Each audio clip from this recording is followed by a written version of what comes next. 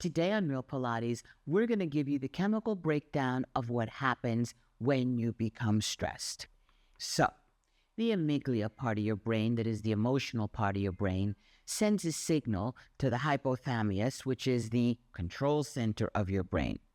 That control center of your brain sends another text message to your nervous system, your autonomic nervous system. So your nervous system has two parts, the sympathetic and the parasympathetic.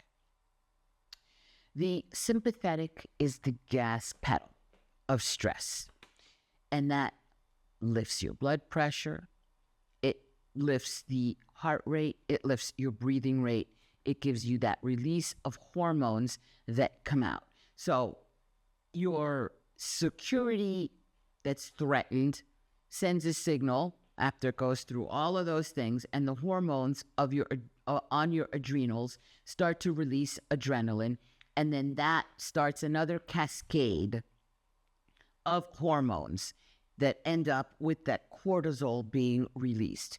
When you have a lot of cortisol, then epinephrine, I know, bear with me, gets sent out into the body, and all of those hormones, as they become elevated because that gas pedal is being pushed, creates an imbalance of serotonin in the body. And that's what leads to difficulty of getting good sleep.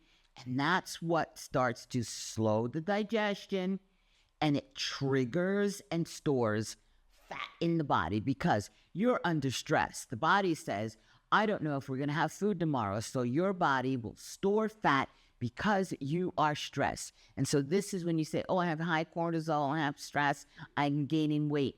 It's a whole chemical reaction that has to deal with digestion, not that just the cortisol makes you store fat, but it makes you store abdominal fat, which we talked about in earlier months. That abdominal fat gets packed in between your organs, and you can't lipo that out.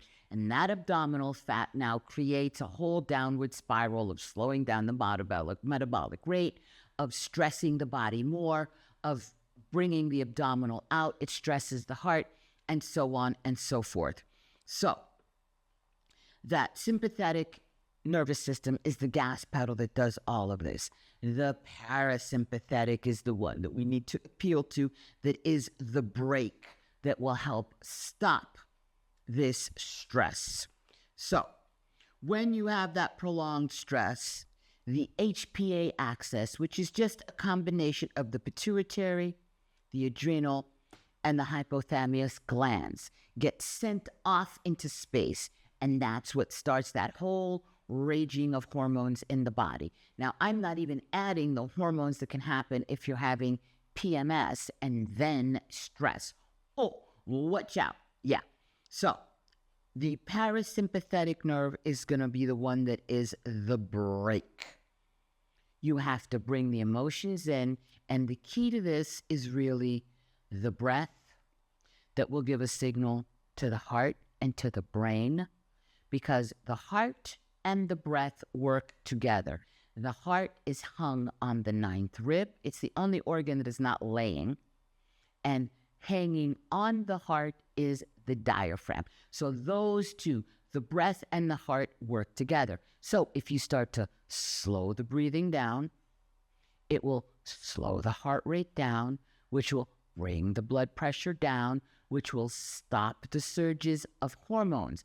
So the breath is going to be super important, because when you are in a sense of altered stress, you are altering the equilibrium of your body in a state that you're supposed to be in homeostasis, that your body is just humming along. So that altered stress shuts down all the good things in your body and can lead to muscle loss, headaches, and all kinds of sickness and disease. So it's crucial that you get your stress under control.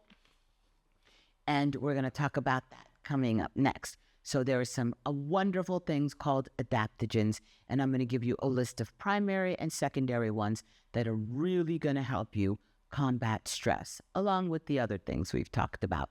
This is Pilates Master Nikki, your stress reducer, and I'll see you in